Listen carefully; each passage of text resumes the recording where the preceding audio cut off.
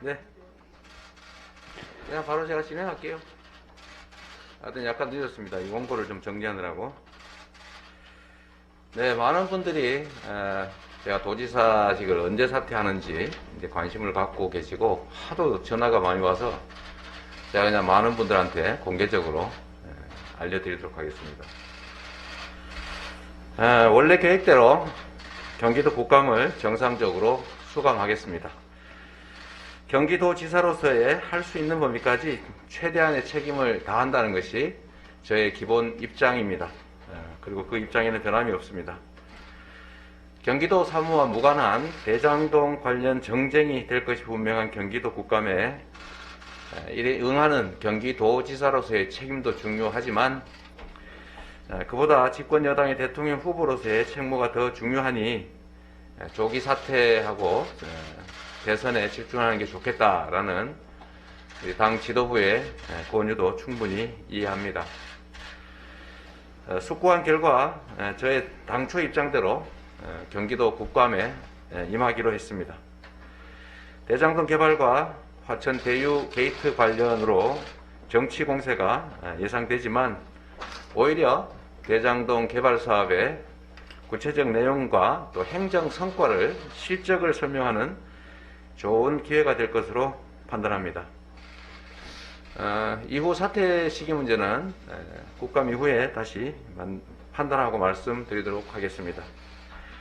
많은 분들이 오해를 하고 계신 게 있고 또 일부 언론과 일부 정치 세력들이 본질과 줄기는 빼고 지연 말단적인 사안들을 왜곡하고 또 가짜 뉴스를 만들어서 마치 개발 사업에 뭔가 문제가 있는 것처럼 주장하고 있어서 몇 가지만 말씀드리도록 하겠습니다. 아주 세부적인 팩트는 이렇습니다.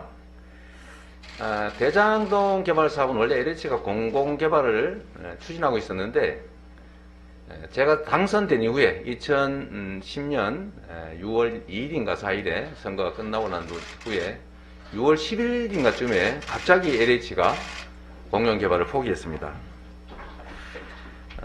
나중에 알게 됐지만 뭐 그거는 업자들의 로비 때문이었다. 국민의힘의 정략 때문이었다는 것이 밝혀졌습니다.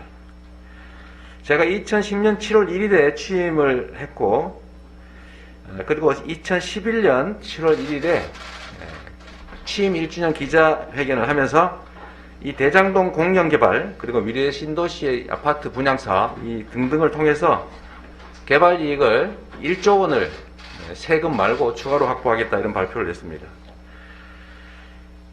그런데 우리 성남시는 미래 신도시 분양사업 그리고 대장동 개발 사업들을 공영개발해서 개발 이익을 100% 성남 시민 몫으로 만들려고 했는데 4년간이나 국민의힘이 시의회를 동원해서 막고 민간 개발을 하라고 강요하는 바람에 결국 공영 개발을 할 수가 없었습니다. 그렇다고 그들이 원하는 대로 민간 개발을 할 수는 없었기 때문에 민간 자본을 동원해서 사업은 하되 공공성을 확보해서 개발 이익의 대부분을 상당 부분을 환수하는 민간 합작을 처음으로 고안했습니다. 당시 자치단체든 부산 LCT 분양 개발 사업처럼 민간 개발을 다 허가를 해줬지 이렇게 공영 개발을 하거나 또는 민간 합작을 통해서 개발 이익을 환수한 이런 사례는 없었습니다. 제가 민간 합작은 뭐 처음으로 했던 것 아닌가 생각이 됩니다. 그런데 미래 신도시 아파트 분양 사업은 원래 1,100억 정도가 남기로 되어 있었는데 예상 이익이 이거를 시의회 반대 때문에 민간 합작으로 전환하면서 5대5로 개발 분양 이익을 나누기로 했었습니다. 그런데 1,100억 원으로 예정됐던 예정 수입이 이상하게 시간이 지나면서 800억, 400억 이렇게 줄어들더니 나중에는 300억 밖에 분양 수익이 안 난다라고 해서 결국 150억 정도만 손에 쥐고 말았습니다. 결국 150억도 번 거라면 번 건데 실패한 거죠. 비용 부풀리기가 주 원인이었던 것 같습니다. 이 미래 신도시 경험을 토대로 민간 자본을 이용한 준공영개발, 민간 합작 사업을 다시 대장동 사업에 적용하게 됐습니다. 그런데 경험을 반영해서 핵심 내용을 이렇게 정했습니다. 성남시 몫을 비율로 정하지 않는다. 반드시 사전에 확정된 고정이익으로 정하고, 그것도 사업 끝난 후에 받는 게 아니라 사업 도중에 미리 받는다. 두 번째는 나중에 이거 무효다, 뭐 이렇게 왜 강요했냐, 갑질했다, 이런 주장을 할 경우를 대비해서 소송하지 않는다는 특약을 하고, 이것조차도 부재소 합의를 해서 아예 소송을 못할 뿐만 아니라 판결처럼 아예 확정을 해놔라, 이렇게 방침을 정했습니다. 그런데 보니까 나중에는 재소전 하에는 서류만 받고 안 했다고 하더라고요. 민간 사업자는 금융기관으로 제한해서 사업의 불확실성을 제거한다. 그 다음에 공개 경쟁을 시켜서, 특정 사업자고 하면 부정이 발생할 수 있으니까 반드시 공개 경쟁을 시켜서 제일 많이 이익을 제공하는 것으로 한다. SPC가 우선권만 갖는 게 아니라 의결권을 가져서 이 사업자들이 마음대로 못하게 막아라 라는 것하고, 마지막으로 의무는 아니지만 청렴서약서를 받고 관련 공무원들을 매수한다든지 뇌물을 준다든지 하는 일이 발각되면 협약을 통째로 다 해지하고 개발 이익을 완전히 환수한다, 이런 내용의 청렴서약서를 받도록 했습니다. 이걸 토대로 한 달 이상, 근 2달 가까이 공고해서 3개 컨소시엄, 은행 컨소시엄이 참여를 했고, 이 중에 2,500억 정도의 예상 비용이 들어가는 성남시 구시가지의 본시가지의 1공단을 공원화하는 사업을 당연히 하는 것 하고, 이것도 미리 집행합니다. 그리고 사업 종료 전에 1,822억을 지급하거나 아니면 성남시가 선택하는 데에 따라서 A10 블럭 임대주택 용지를 무상으로 양도받는 것, 이거를 제시하는 하나은행이 선정됐습니다.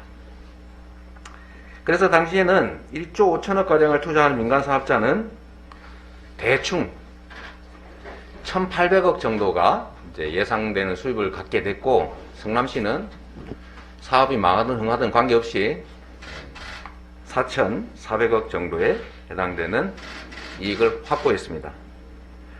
그런데 2015년 최악이던 부동산 경기가 2017년 한 2년 지나니까 호전되고 있어서 제가 인허가권을 행사해가지고 갑질이라고 불릴 만한 일인데, 이익이 혹시 1,800억 이상 더 날 것 같으니까 1,000억 정도를 추가 부담시키라고 해서 인가조건에 붙여서 1,100억 원을 추가로 환수했습니다.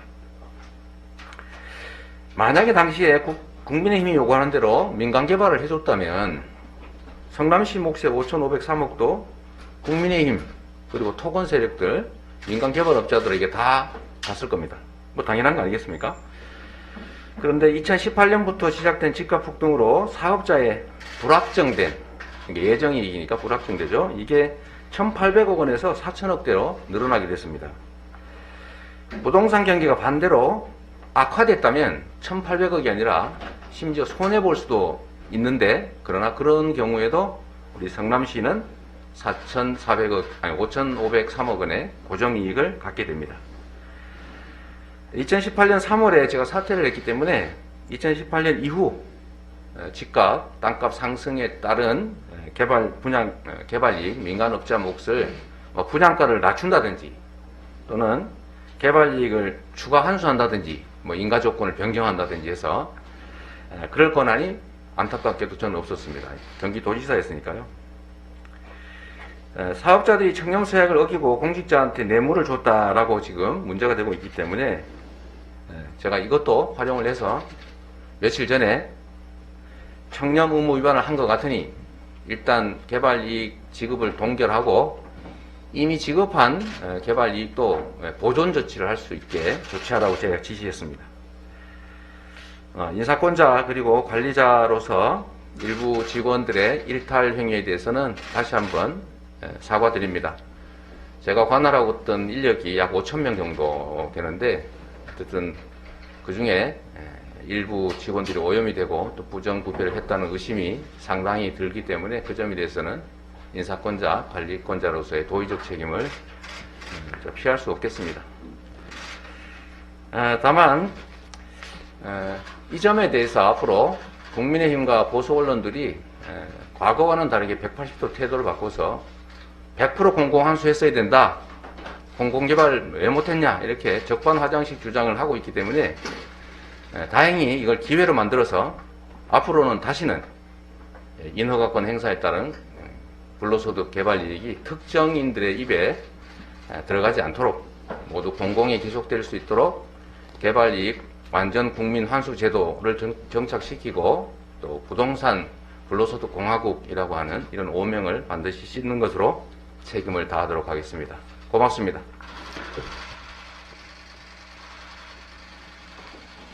네, 이상으로 기자회견을 마치도록 하겠습니다. 감사합니다.